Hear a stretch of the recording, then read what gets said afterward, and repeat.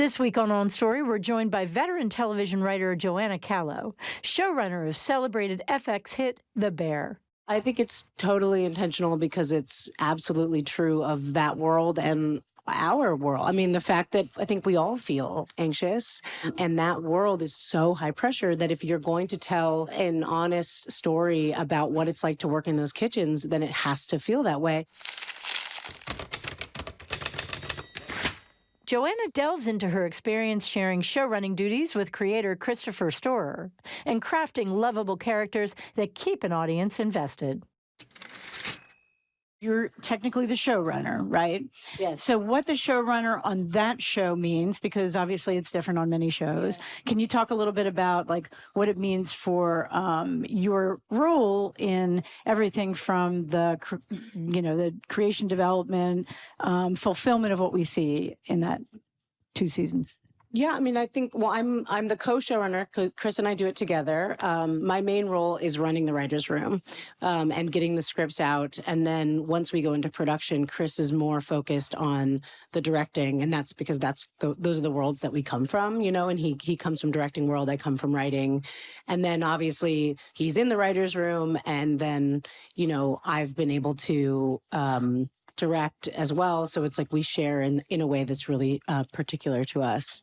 But you know, it was a show that he created, or a world that he had created, and then I came on in the development phase, and it kind of became, I don't know what it is. I mean, honestly, I feel like our show is what it is because every single piece just happened to line up in a certain way. It's like it feels very like magical sometimes that he and I, we just met on a Zoom. It wasn't interesting in any way. I didn't know him. You know, he was like a guy and I was like, oh, who's this guy?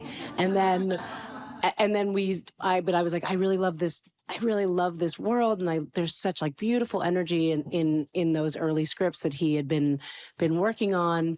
I do think that part of what was exciting for us was looking at all the media about restaurants that existed already and figuring out what hadn't been done. And it felt like there was a glaring hole, which was an actual real experience. And sort of, you know, there was this cultural idea of chefs as like rock stars. And it's like, that's actually not what their lives are like. And that felt really worthwhile. And I do think that FX got that and was excited about that.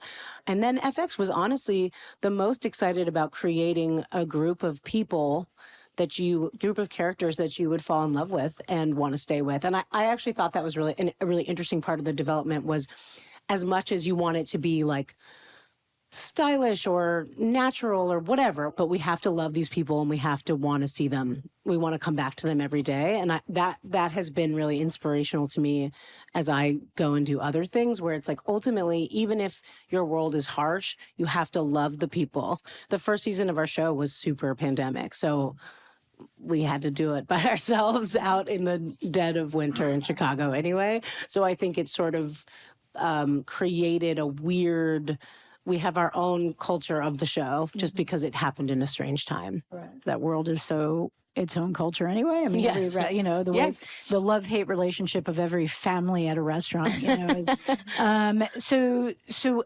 I'm going to get out of the way really quickly. Yes. The elephant in the room on the show, which is just sheer anxiety of every character. And sometimes the anxiety that you feel. Do you feel anxiety when you watch some of these episodes? Yeah. You're terrible at this. You're no good at it. Go faster, or keep going faster. Why are you so slow? Why are you so slow? Why? You think you're so tough? Yeah. Why don't you say this? Say, yes, chef, I'm so tough. Yes, chef, I'm so tough. Say, yes, chef, I'm so tough. Yes, chef, I'm so tough. You are not tough. You are bull. You are talentless. Say, hands. Hands! You should be dead. I think it's totally intentional because it's absolutely true of that world and our world. I mean, the fact that I think we all feel anxious, and that world is so high pressure that if you're going to tell an honest story about what it's like to work in those kitchens, then it has to feel that way. it's a dream to make people feel things. I'm sorry that sometimes it's bad things, but that's so cool. And I think when you talk to chefs and you hear their stories, and that's a part of our room, which is really special, like they're all like that. It's like all the craziest day every single day. And so if you didn't make the show like that, it wouldn't be true. So you wrote the first couple of episodes together, the two of you, or is that what they ended up being, or did they ended up being sort of the material that the rest of the episodes ultimately, once you brought people on, would be culling from? No, so it was Chris had written a movie originally, and then when he started to develop it without me, it was like, here's how to turn that movie into a couple of scripts, and then here's all this other cool stuff that could be part of the season. And then sort of the way it goes is you're actually breaking the episodes together. So I'm like, okay, for episode 3, it's this. Episode 4, it's this. And then it's like, oh, that great idea you had, let's make that this one. It's like that work. And then it starts becoming smaller and smaller and smaller, right? So you're like, here's the larger scope of the season. This is too many, get rid of that. We're missing a hole here, or like we're missing an energy burst here, that kind of conversation. But then we did have the room for the actual like breaking of episodes of like what happens at the beginning of episode 3, you know? It is a weird thing with our show where it's like, it's not like any other experience I've ever had where you're literally just staring at a blank page. We almost never have a blank page just because we have so much. But then like last year, we did so many great interviews. There's so many true stories that you can literally just take and then put onto a character arc. So I don't know, maybe we're cheating. Well, it seems to be working if you're cheating, so. One of the pieces of the development of the first season that I thought was really interesting was how you sort of give us these tasters of each character. Like, we didn't really learn about a lot of these characters, and they're not, I feel like, not traditionally developed in the pilot, and even in episode 2 or 3, you're really getting them bit by bit, and nuggets when you get one, and sometimes surprising nuggets, right? So what you said that what they cared about were the characters in here, and they're people we would love. And I feel like we're falling in love with them, right? Like, it's wonderful to get these sort of petals of these people bit by bit. So I'd love to hear how you approach that, especially if you're taking real material from people's lives and injecting it. Well, I mean, I think it's a testament to FX that they let us not show you who the character is going to become in the pilot, because I do think that is common now. There's so much like work on putting everything in the pilot, and I get it conceptually, but that's obviously not how humans work. If you're going to change, it's probably temporary. And then, or if you do actually change, it takes a while. And so they let them be, which I really appreciate. But again, that's from it being just honest of like how many people would actually be in this kitchen. We don't have to know all of them the same amount, but they all need to exist in this space.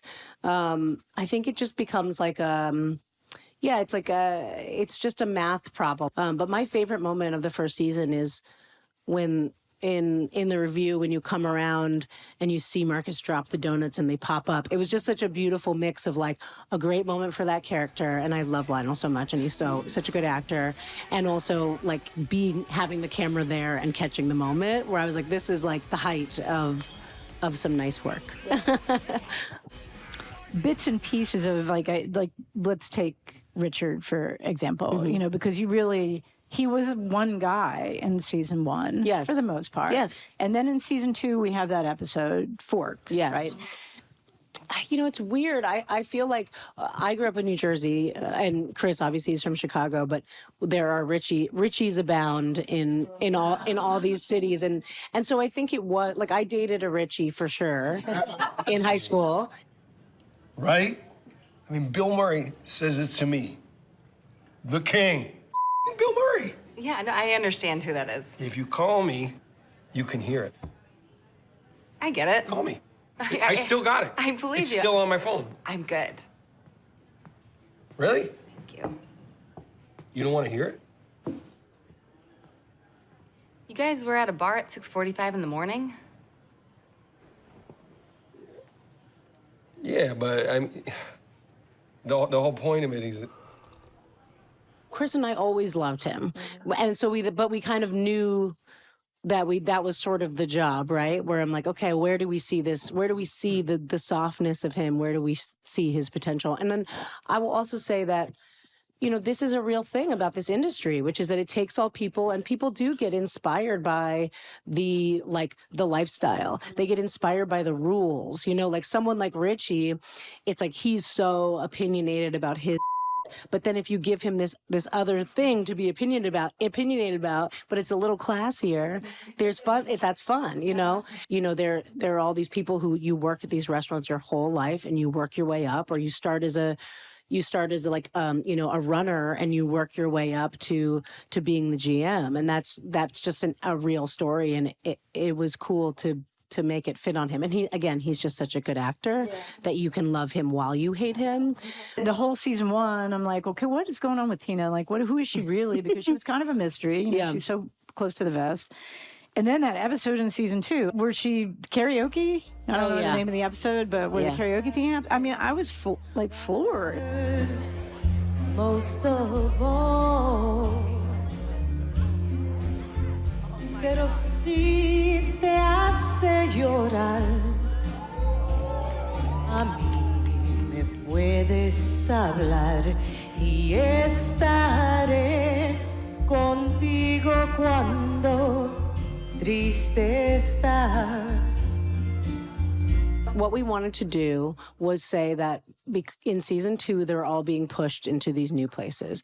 And especially for the older characters and for Richie, it's like they've really just been doing things one way. It's really hard when you're older to try to be better. You know, I feel like when, you know, being a director for the first time at 41 or whatever I was, it was really hard to like step in, as I was like, well, I'm having to grow, I'm having to learn, and it's easier to learn when you're younger. And so I think we just knew she was going to have some emotionally vulnerable moment, because that's what goes along with that theme. It kind of didn't matter to some extent what it was. She's throwing herself in a new situation, and so it was like a way to, it's all the same story. It's like, what is it like to not go to the beef every day, but instead to go to this school with young people and to put yourself out there. Okay, so now we're going to fishes. Okay. Which is, I'm sure you've talked about it too many times. There are certain episodes of this show that Jimmy, I'm sorry. materialize. I told him not to listen to you. I told him not to help. I told him to tell you to go scratch. Thanks a whole lot, buddy. You come back next year, okay? Mother. Oh, it's fine. This Yeah, is it's totally fine. It's fine because this guy's nothing and he's nobody. And I know you're scared and you're afraid, aren't you, Michael? And Michael, I don't know what the you're on, but whatever it is, if you can hear me through the fog, throw another fork at me, you're gonna get rocked.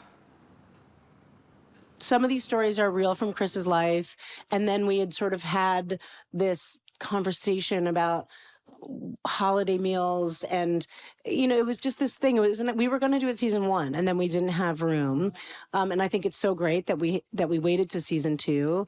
So again, that's like a weird happy accident. I'll also say, like, John Bernthal was like our dream cast for anything. Like he was just like on our minds from the beginning, and then so it was about sort of like overpopulating it. We love that idea of like, how does it make it feel like you're really there, which is like you kind of remember your cousin's name. You know what I mean? Like you don't know who everyone is, but you do, but you see them once a year, and there's the one person that isn't from the family. It just became like this sort of fun game of like, how many people can you put in a room? And then everyone's talking at the same time. I mean, it would have felt fake if they weren't all talking at the same time.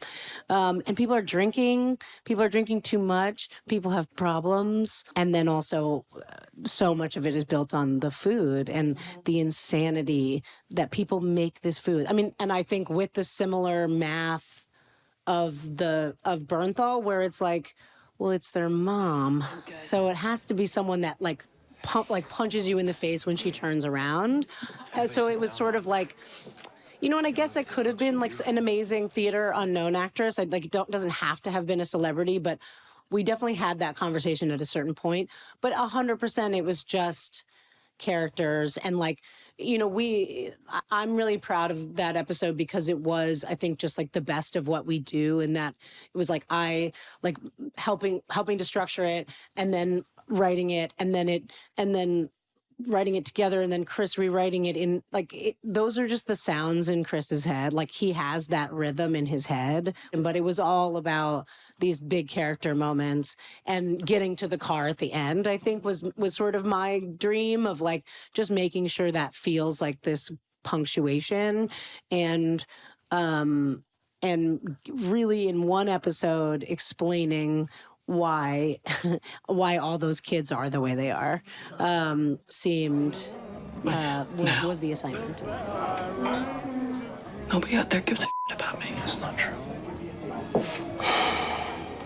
That's not true. We all love you so much. I had to beg you to come. I'm happy to be here. Okay? I am. Mom, I'm really happy to see you. The apparition of Mike. Yes. Which I actually think is really could be called an incredible device, but he's so much more, right? Michael is like this imaginary person to some extent, and I think that was something cool that we got to talk about. Is sort of, as an addict, he is sort of unknowable. He has all these different sides to him. You know, like the good is so good. The bad is really bad. The bad is really hidden. It's like, and I love that line in season 1 about like, he was my best friend, but I didn't know him. I think that's very real. And so again, that like, he was an apparition when he was alive too. So I think but like I said, we weren't sure if you were going to see him. I think if you didn't get the absolute best right person for that role, I think it would have been weird. But Bernthal was like, had such the perfect amount of like you'd recognize him, and like that like star quality that I think Michael has. So while they're not the same person at all, there was like a level of like on-screen, like awareness of him and like specialness to him that made him seem like the perfect person. After the end of season 1, I was sort of like, I had a bit of trepidation just because I thought there's no way they're going to top this, right? Like you just can't do that. So then you tie it, which I think is brilliant, to the opening of this place. This is where we're all going now. We're now all on a journey together. Yeah. I'd really like to hear about how were you talking about how you were going to show each person, and then what experience would tie to what in the process. And that's all, it's complicated. Yes, it is complicated. I will say that basically what I said over and over at the beginning of season 2 was like, well, it's gonna suck and everyone's gonna hate it, so let's just do whatever we want, because it's like you when you like a show, you're like, well, here's what I would do, or here's what I want to see more of, and we can't make that happen for everyone. So I was like, let's just imagine we're disappointing everyone and just do some of the stuff we forgot to do, and then let's spend more time with our characters, which is all that seemed important to me about being able to do 10. That was like the first part. The other big part of our thinking was you could start season 2 where the restaurant's open. You know what but we realized how fascinating the actual building of these places is. And Maddie would talk to us about building restaurants and like just how insane it was. And we were like, perfect. Okay, great. So then you have this natural thing, right? It's like, not only is that really specific to this world, really interesting, and like stories things I didn't know, rules I didn't know, all that stuff, but also you're leading to a built-in big finish, which is a dream, to not have to manufacture that stuff. We just had these ideas about wanting to spend a little more time with Sydney, wanting to spend a little more time with Marcus, and then and Coco, Chris's sister, it's basically her and Maddie do the food for us, and our food consultants would talk to us about like a day out for a chef, and we had sort of heard that idea in the first season of what it's actually like on your one day off or whatever, and it just sounded so cool and weird, and so that was sort of something. Lionel actually got to go to Copenhagen first season to learn how to bake, and yeah, or to stage at a bakery, and it was just such a special, crazy experience that we were like, well, let's show people what that is. I'm really curious about this episode, about whether anybody at FX said, and I mean it's FX, so maybe not, but said, that's maybe a little far. So when Carmy and Richard go to the kids' party. And I mean, I was even sitting there thinking, what did just happen? And we're not like thinking this is maybe something that could get the show in trouble. I actually forgot about that episode. I think they liked it because it was more like comedy. Yeah. Like, I think when you didn't know what the show was going to be, you had to see what the show was going to be to understand it. So I think on paper they were like, oh, that's funny, right? And we were like, yes. And so I think they were happy. So how much real life research are these actors doing to do these jobs that they're stirring and baking? Yeah, we make them learn how to do it. I mean, I think so Jeremy gets the most training because he's the most trained. Io really likes, she got a lot of training, but also it's really good for her to train with Jeremy because they encourage each other and are competitive in a fun way. But it was really about the physical embodiment and being able to hand them a real knife and not have them be scared because we really didn't want to do hand models, but it's all them. But we talked a lot about these really great moments with people, but the thing that I think the show does really beautifully with the characters and also the character development is the failure part. Is that it sort of embraces each character's failures in addition to those really wonderful moments that they have. And even Sydney, God, she's so anxious. And, Robert Townsend was like the perfect dad for her, right? And that part, when they have those little failures, it just makes me invested more in them. Yeah. And I feel like that failure of Carmy, I really feel like I'm going to get something more out of Carmy now. I don't remember exactly how soon we knew the ending, but I think the larger idea of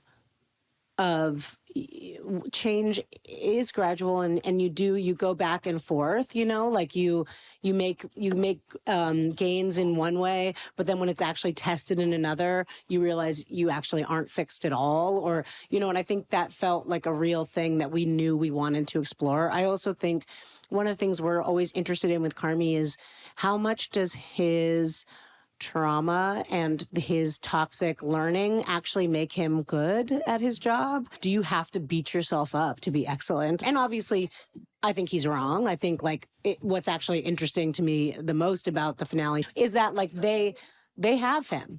They have him, but that's not enough for him.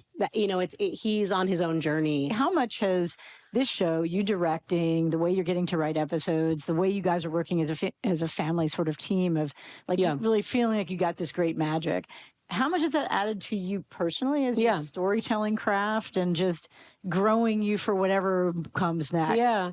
I think I've grown leaps and bounds. So the directing has been it's such a dream come true, and it's something that I really wanted. And so I think I was always seeing things that way, but I really didn't understand what it was until I did it. But I think it's really broken open my ability to tell stories visually or be thinking about that. It really is such a different job. It's I'm such a writer, and I believe in writers and I believe in writing, and then you get on set and you're like, well, none of this makes any sense or sounds good, and then you're like, oh, I guess, whatever. So it's kind of an interesting, that's been such a great process. I also, again, I have 2 babies. So it's being able to do it as a team I'm so lucky, and I wouldn't be able to do it. I barely did it as it is. So I think that's really special. But at the end of the day, you have to try to keep finding your own voice and finding out who your own voice is at every step. I think I would hate to come out of The Bear and only be able to write The Bear, but I try to take what's great about it with me as I go forward.